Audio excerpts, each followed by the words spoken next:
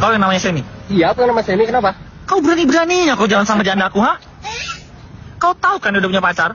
Tahu, udah 5 bulan pun mereka pacaran. Ya terus kenapa kau berani jalan sama dia, ha?